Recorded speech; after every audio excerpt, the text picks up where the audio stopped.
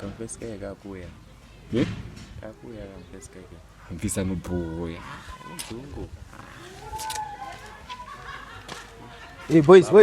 Nadivo. Isaya. Boy. Uyiri baba. Nasi ndakunzira mutakunanzva wenyaya boy. Aite ukayazongono pano aka. Apa nanda kutengera bhebi rangu ka. Ameno ichata sei manje?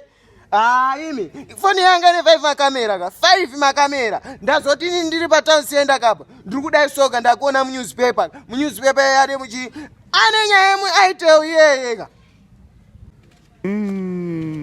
Kumbweziri nasi anzivo futi. Asi ndataura zvokubhaisa kane ringaendweni imwe nyaya saka Ya ko boys ka. Pane song iri kupisa ka ya Pop 10 ka. Iwe waifo yakapenga yaba. Iwe. Iwe Pop anogona. Anyura murudo.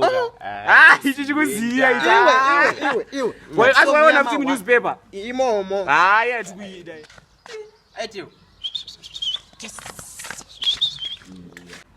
Ko boys mukuziyei ndatinga aiteu ka. Aiteu. Boys ndori musimba boys. Anonyepa. Iyo zona aiteu kupi yenze yapano. Na yabanwa ai ari kunyeba.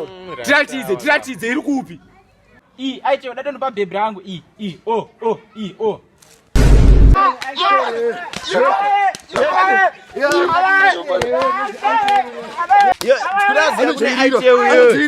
Anochiriro manu. Ungatenge chinchwa chapano. Koma nangara apa enda upi? Yamira baba. Boys ndakudzorera boys.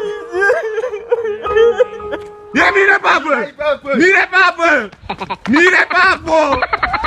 Mire watinepera.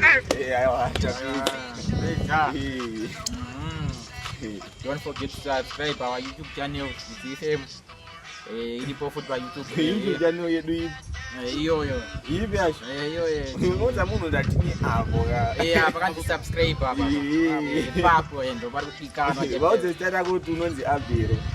Adero njini. Ndakazowanikwa. Ndakazowanikwa. Yamwa ndiye wacho. Mwada yanyatsoswedera. Abhero. Abhero.